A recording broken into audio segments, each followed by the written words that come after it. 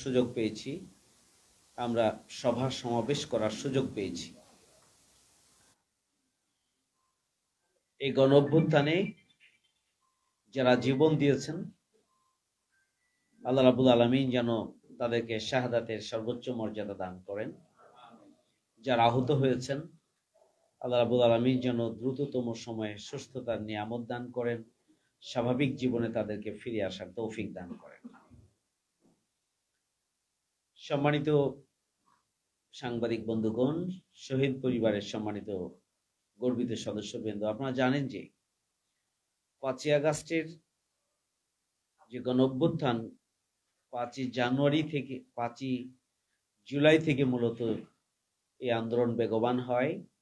বৈষম্য বিরোধী ছাত্র আন্দোলনের ব্যানারে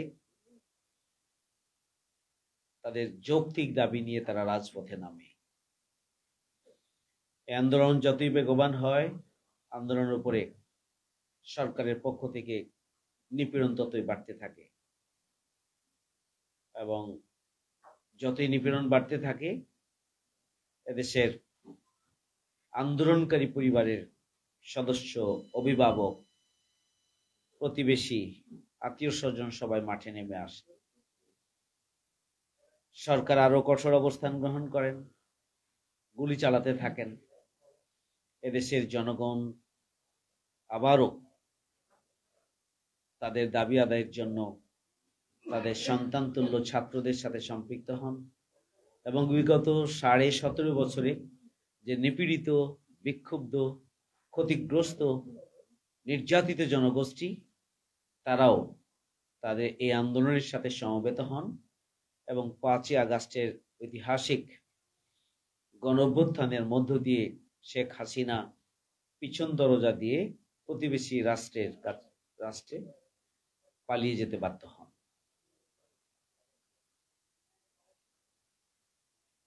পাখির মতো গুলি করে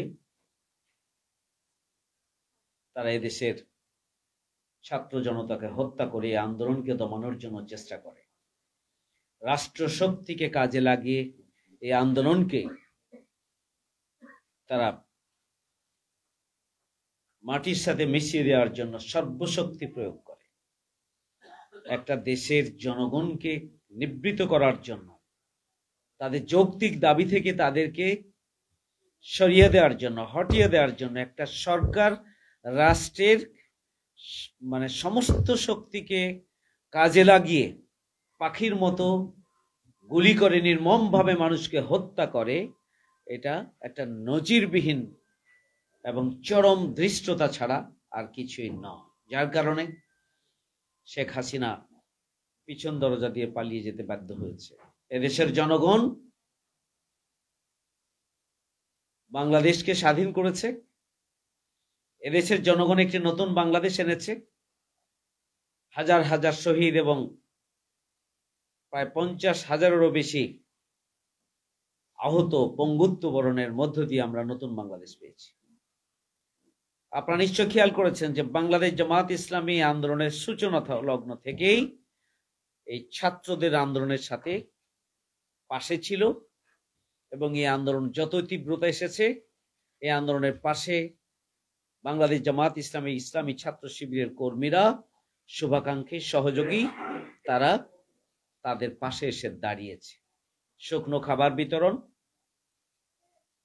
পানি, রান্না করা খাবার, ফার্স্ট এইড, বিশেষ করে চিকিৎসার জন্য ঢাকা মহানগরী দক্ষিণে 10টি অ্যাম্বুলেন্স আমরা ফ্রি মাসব্যাপী ট্রিটমেন্টের জন্য আমরা ছেড়ে দিয়েছিলাম। আমরা এই ঢাকা মহানগরীর কয়েকটি গুরুত্বপূর্ণ হসপিটালকেও যারা আহত হয়ে ট্রিটমেন্টের জন্য এখানে আসবেন তাদের কাছে যেন পয়সা নেওয়া না হয়, সে ধরনের ঘোষণা দিয়ে আমরা সব ধরনের চিকিৎসা, সুচিকিৎসার ব্যবস্থা আমরা করেছিলাম এবং আন্দোলনকারীদের পাশে আমরা দাঁড়িয়েছিলাম। আপনারা জানেন যে বাংলাদেশ জামাত ইসলামী আনুষ্ঠানিকভাবে এই আন্দোলনের সর্বস্তরের জনগণ এবং জামাত ইসলামীর নেতাকর্মীদেরকে নেমে আসার জন্য, সহযোগিতা করার জন্য, পাশে থাকার জন্য জামাত ইসলামী আহ্বান জানিয়েছিল এবং আমিরি জামাতের পক্ষ থেকে নির্দেশনা দেওয়া হয়েছে। আমাদের আমিরে জামাত বিদেশে অবস্থান করছিলেন। দেশের আন্দোলনের তীব্রতা দেখে তিনি সেখানে থাকতে পারেন নাই, তিনি দেশে ফিরে এসেছিলেন এবং এই আন্দোলনকে একটি যৌক্তিক জায়গায় পৌঁছে দেওয়ার জন্য জামাত ইসলামের ভূমিকা কি, অবদান কি, সেই ব্যাপারে আমিরে জামাত একটি কমিটি গঠন করে দিয়েছিলেন এবং সেই কমিটির আমরা প্রতিদিনই বসে বসে পুরো আন্দোলনকে পরিচালনার জন্য আমরা ভূমিকা পালন করেছি। সম্মানিত সুধীমণ্ডলী, সাংবাদিক বন্ধুগণ, আপনারা জানেন যে বাংলাদেশ জামাত ইসলামী এই ফ্যাসিস্ট অপশক্তি আন্দোলনের, ছাত্র জনতার আন্দোলনের ধারাবাহিকতায় 1 আগস্ট জামাত ইসলামীর কে দল হিসাবে নিষিদ্ধ ঘোষণা করে। তারা মনে করেছিল সরকার যে জামাত ইসলামীকে যদি দল হিসাবে নিষিদ্ধ ঘোষণা করা হয় তাহলে জামাত শিবিরের নেতাকর্মীরা পৃথকভাবে তাদের আন্দোলন সংগ্রাম শুরু করবে এবং তাদেরকে আলাদাভাবে নিপীড়নের নামে আবারও হত্যাযজ্ঞ পরিচালনা করা সম্ভব হবে। এই ধরনের একটি চক্রান্ত করেছিলেন এই আন্দোলনকে ভিন্ন খাতে প্রবাহিত করার জন্য। কিন্তু বিধিবাম বাংলাদেশ জামাত ইসলামী সেই মুহূর্তে দেশের স্বার্থকে অগ্রাধিকার দিয়েছে, জনগণের স্বার্থকে অগ্রাধিকার দিয়েছে, ফ্যাসিস্ট অপশক্তির হাত থেকে দেশকে রক্ষার জন্য ঐক্যবদ্ধভাবে ভূমিকা পালনকে অগ্রাধিকার দিয়েছে, দলীয় স্বার্থকে বিবেচনা করে নাই। দলকে নিষিদ্ধ করার ব্যাপারে জামাত ইসলামী বাংলাদেশ আলাদা কোনো কর্মসূচি দিয়ে সরকারকে সুযোগ করে দেয়নি।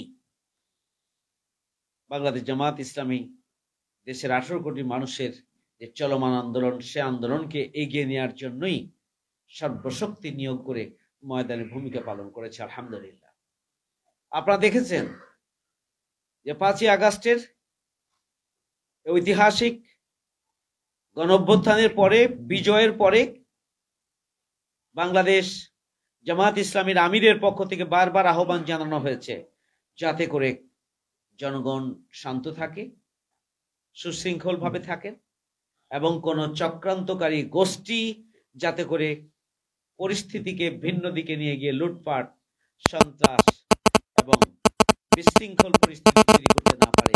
এই জন্য আমির জামাতের পক্ষ থেকে সেই দিন বিকাল থেকে বারবার জনগণের প্রতি আহ্বান জানিয়েছে। আপনারা নিশ্চয় খেয়াল করেছেন, আমির জামাত নির্দেশনা দিয়েছিলেন জামাত ইসলামীর পক্ষ থেকে সারা দেশে ভিন্ন ধর্মাবলম্বীদের যত উপাসনালয় রয়েছে, স্থাপনা রয়েছে এবং তাদের ব্যবসা প্রতিষ্ঠান রয়েছে, এগুলো যাতে করে এগুলোর উপরে হামলা করে, ভাঙচুর করে দেশের পরিস্থিতিকে ভিন্ন দিকে কেউ নিয়ে যেতে না পারে, এই সুযোগকে যেন কাজে লাগাতে না পারে, সেই জন্য আমির জামাতের পক্ষ থেকে বারবার আহ্বান জানানো হয়েছে।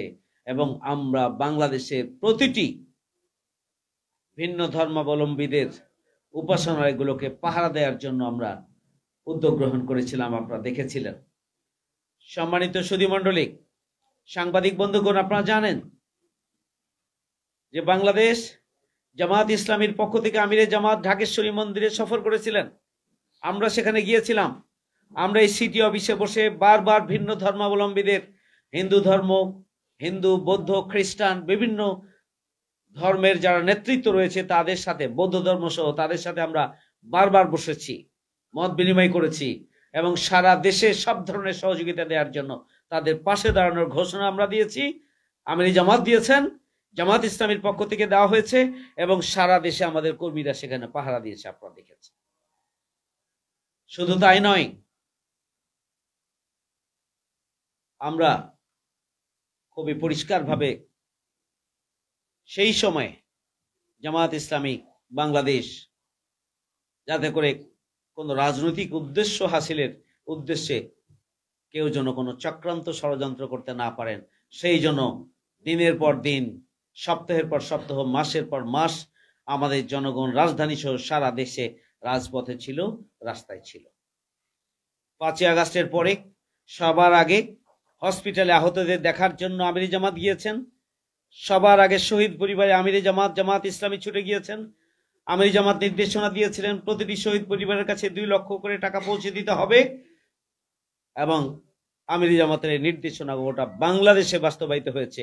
আমরা প্রথমে যাদেরকে 1 লক্ষ করে দিয়েছিলাম, আমরা তাদেরকে পরবর্তীতে ব্যক্তিগতভাবে কারো কারো কাছে আমরা পৌঁছেছি, আর একসাথে বাকি সবাইকে যাদেরকে 1 লক্ষ করে আমরা দিয়েছিলাম যাদেরকে, এবং তাদের আরো 1 লক্ষ টাকা তাদের হাতে পৌঁছে দেওয়ার জন্য, এবং পরবর্তীতে নতুন শহীদের তালিকায় যারা যুক্ত হয়েছিলেন তাদেরকে, যাদের কাছে আমাদের অনুদান এখনো পৌঁছে নাই, তাদের কাছে পৌঁছে দেওয়ার জন্য আমরা আজকের এই আয়োজন করেছি। বাংলাদেশ জামাত ইসলামী চীন মৈত্রী সম্মেলন কেন্দ্রে শহীদ পরিবারের সদস্যদের নিয়ে তিনি সমাবেশ করেছেন, সমবেদনা জানিয়েছেন, তাদের পাশে দাঁড়িয়েছেন, আর্থিক অনুদান দিয়েছেন। আমিরি জামাতের পক্ষ থেকে হোটেল ফার্সে আমরা পল্টনে সমস্ত আহত পরিবারের সদস্যদেরকে ডেকে তাদেরকে আমরা সমবেদনা দিয়েছিলাম এবং আর্থিক সহযোগিতা তাদের কাছে তুলে দিয়েছিলাম। আপনারা দেখেছেন যে আমরা রমজান মাসে ঢাকা মহানগরী দক্ষিণে আমরা 100 জন আহত, সবচেয়ে বেশি ক্ষতিগ্রস্ত যারা ঢাকা অবস্থান করছেন, এই সমস্ত সবচেয়ে বেশি আহত এবং ঝুঁকিপূর্ণ রোগী যারা, তাদের ট্রিটমেন্টের জন্য প্রত্যেকের হাতে 30,000 টাকা করে আমরা 30 লক্ষ টাকা সেদিন আমরা তুলে দিয়েছিলাম। আমরা শহীদ পরিবারের সাথে আছি। আমিরি জামাত বলেছিলেন যারা শহীদ হয়েছেন, জীবন দিয়েছেন, এরা কোনো দলের সম্পদ নয়, এরা আমাদের জাতীয় সম্পদ, জাতির বীর। এই জাতীয় বীর যারা, তাদের পরিবারকে সুরক্ষা দেওয়া, তাদের পাশে দাঁড়ানো, তাদের আর্থিকভাবে তাদেরকে সমৃদ্ধ করা এবং তাদের জীবন পরিচালনা করার জন্য একটা রাষ্ট্রীয় উদ্যোগ প্রয়োজন, সেই দাবি বাংলাদেশ জামাত ইসলামীর পক্ষ থেকে সবার আগে জানানো হয়েছিল যে শহীদ পরিবারকে পুনর্বাসনের জন্য পদক্ষেপ গ্রহণ করতে হবে।